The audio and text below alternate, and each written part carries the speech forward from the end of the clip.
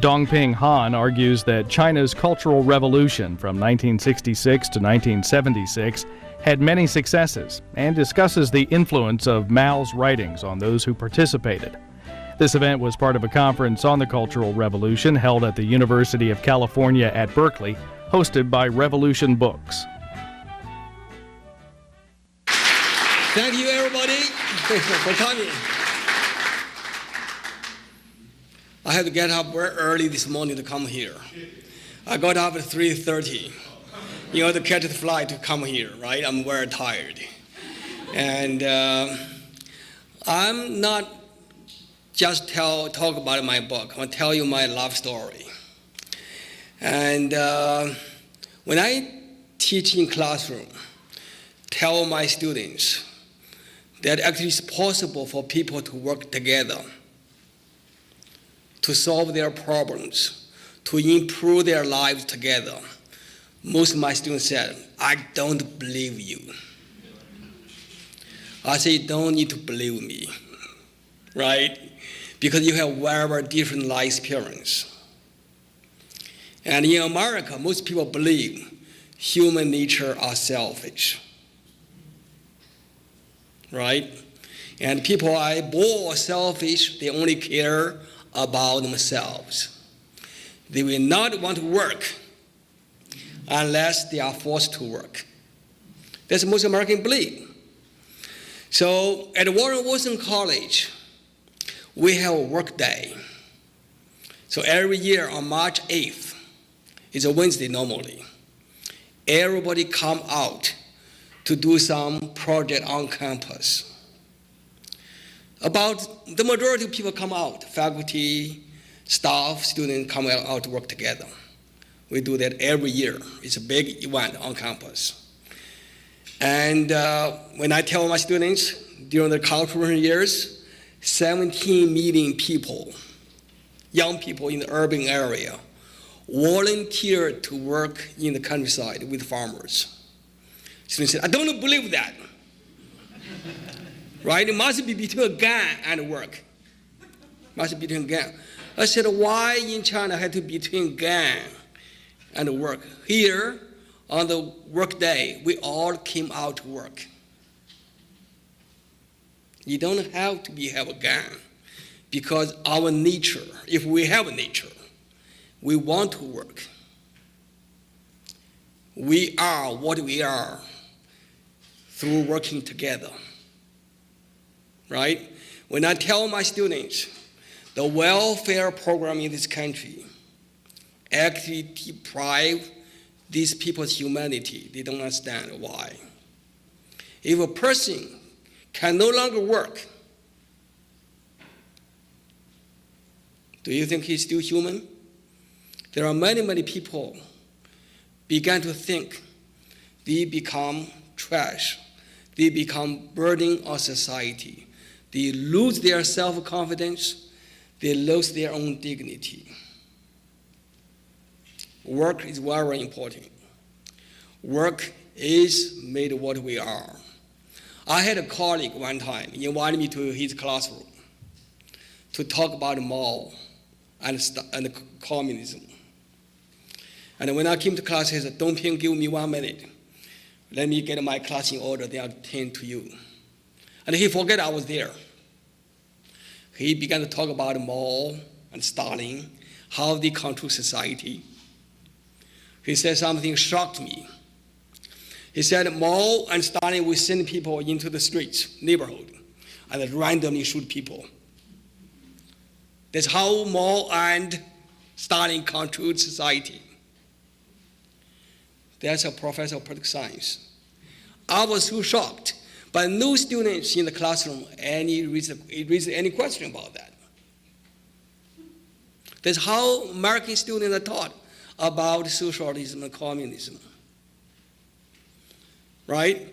And I grew up in the countryside. Both of my parents were illiterate. And before I went to school, most of my cousins and the children who were older than I was were not in school. And during the country years, the Chinese government empowered Chinese farmers to set up their own schools.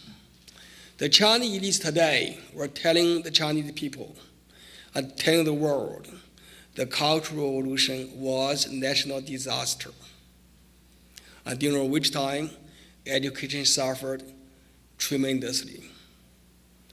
The truth of the story is, actually, the Cultural Revolution expanded educational reach to the countryside.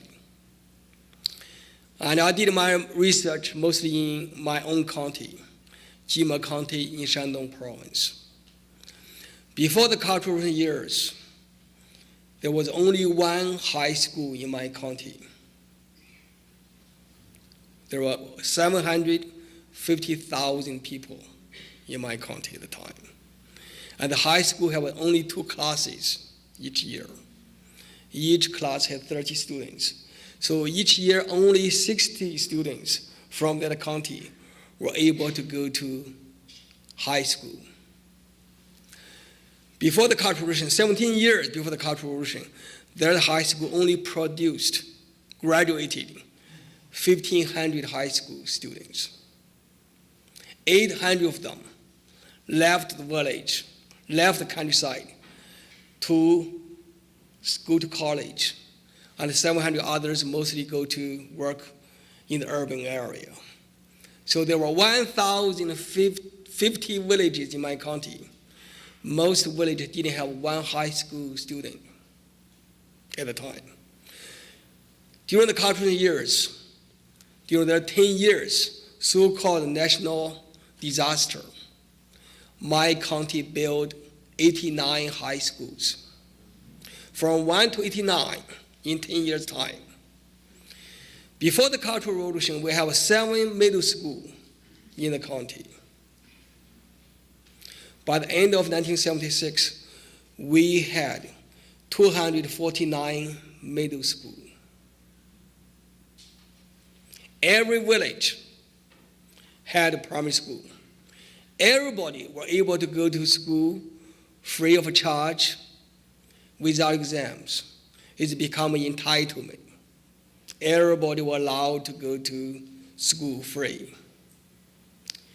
And in China, there are many scholars talking about school should be run by teachers or professional educators.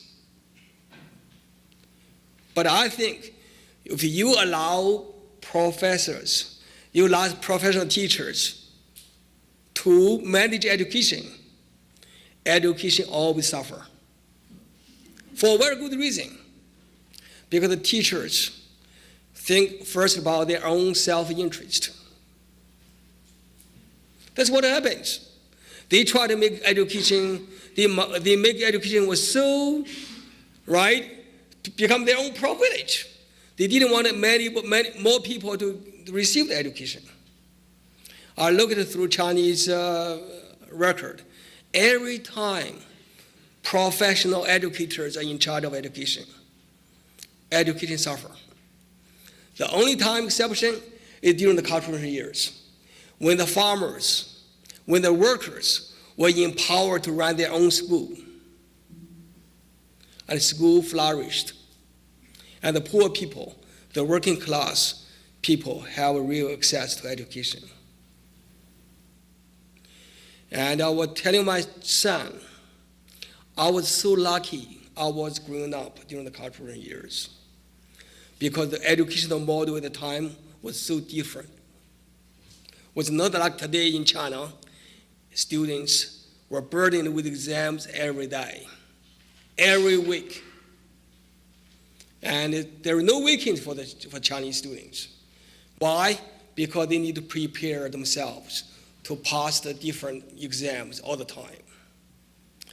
And the school, the teachers are measured by the number of students they were able to send to college, not about how much students learned actually. And during the Cultural years, not only school expanded greatly, but also the format, the way of education was carried out is very, very much transformed. The students, when I was in middle school, was empowered to writing their own textbook. We go to the factories, we talk with the workers, engineers, we write a book on how to repair farm machines, internal combustion engines, how they were made, how they should be repaired if something wrong. We talk with the farmers and develop our own textbook on agriculture.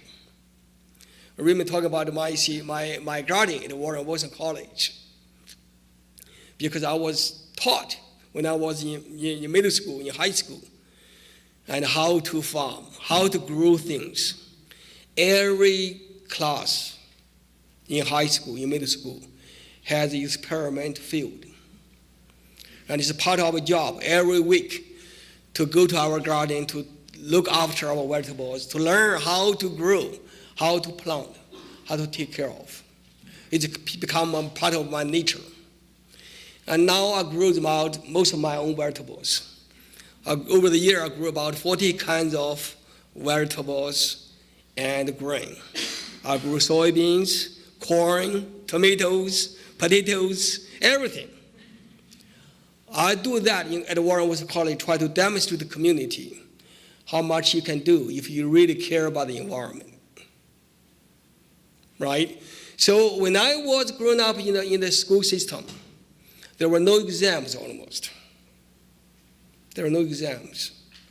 The examination, if we had one, is always open book. And students were allowed to talk to each other, to discuss, to copy from each other. If you didn't know before, you copied from others, you learned, right? That's the most idea on exam. Yeah, before the Cultural Revolution, many teachers used the grade, used the marks as an instrument to control students in the classroom. And during the cultural years, that part was taken away. The students empowered to debate, discuss with teachers on the equal footing. I learned so much from that format of education. When I first came to the United States, and I attended University of Vermont, I was working for my master's of history. One of my professors had a class on Cultural Revolution. And in the class, everybody said the Cultural Revolution was an educational disaster. I was so angered. I said, okay, I was a product of the Cultural Revolution, right? Any one of you want to come out? Let's have the competition, see who knows more, right? None of them dare to compete with me, right? None of them dare to. So that discussion about the cultural as disaster was ended there. And there are many Chinese young people grown up with that perception, the culture is a failure.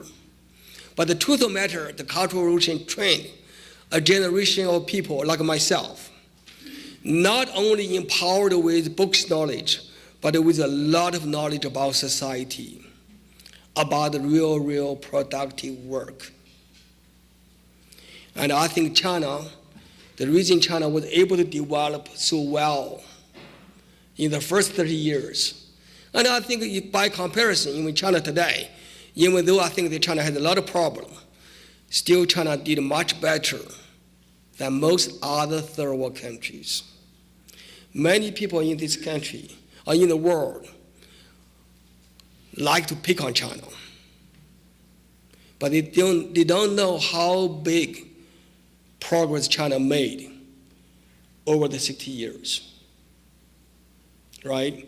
And there are a lot of scholars in this country talking about China when they talk about, the famine in 1960, the Great Forward. They didn't know famine was commonplace in China before the Chinese Revolution. There are famine every year. There are bandits everywhere. They didn't know how, because Chinese Revolution, famine become very rare and only happened once. right? And it's because 100 years, unprecedented natural disaster in 100 years. The worst drought and the worst flooding in that 3 years. Yes, we had grain shortages. But because the Communist government took very good care of the Chinese people, we actually didn't have a widespread famine during that 3 years. We had a lot of hunger, but most people survived. One of my professors got a huge grant, Guggenheim, to study the famine in China. I went with him. And his thesis was to prove how badly miserable the Communist Revolution was for the Chinese people. Want to prove it failed. But most farmers told him, without the government support, more people would have died. That's actually very, very true. In my hometown, during the famine, I was 5 years old when the Great Forward famine took place. My village was able to eat the dried wild vegetables from Yunnan province, southern China, 3,000-4,000 miles away. So the government shipped wild vegetables and relief grain from far away to help people survive. So the Communist government did a lot for the Chinese people. And partly because I think that the Communist government enabled the people to work together, to organize them, and to work as a community, not just work for themselves. And I was talking with Larry on the way here. And 2 days ago, one of the Chinese most famous scientists, he was a rocket scientist. He used to teach in this country, in California, Institute of Technology of California. And in 1949, when the communists came to power, he wanted to go back. And the American government, the Secretary of the Navy said, I would rather kill him than allow him to go back, because his knowledge is worth 5 divisions. So eventually they arrested him for 15 days, then house arrested him for 5 years. Eventually he went back in 1955, and he helped China develop the rocket program. The satellite was sent to space in 1971, was done by him and his colleagues. He became very, very famous in China. Everybody knew him. When he died, most people in China, particularly scientists, demanded the Chinese government give him a state funeral. But the government didn't do it. Why? Because he said something I don't think the current government liked him. He said he was excited only 3 times in his life. The first time was when he got back to China after 5 years of house arrest. The second time, in 1958, he was able to join the Communist Party. The third time was when the Chinese government in the early 50s ranked him as one of the 5 people moved to China. All the 4 others were workers, farmers, and soldiers. And he said he was very excited because he was able to be ranked as one of the person with a worker, with a farmer. That's what China was like. The intellectuals would consider it's a big honor to be ranked with the working class. People not work for themselves, for their own rank, for their own honors, but to work to how to make the community, make the nation better. And in 1985, the new Chinese government, Deng Xiaoping's government, gave him a big honor as the scientist who made the most contribution to the Chinese science and technology. When he got that honor, he said he was not excited. Yeah, because the only 3 times excited, he just mentioned that, right?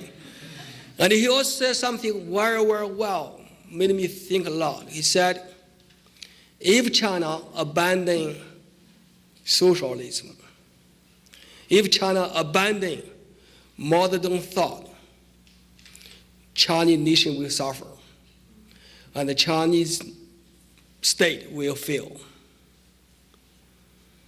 At the time when he said that, most people didn't think very hard about what he meant. Looking back today, I think he was right.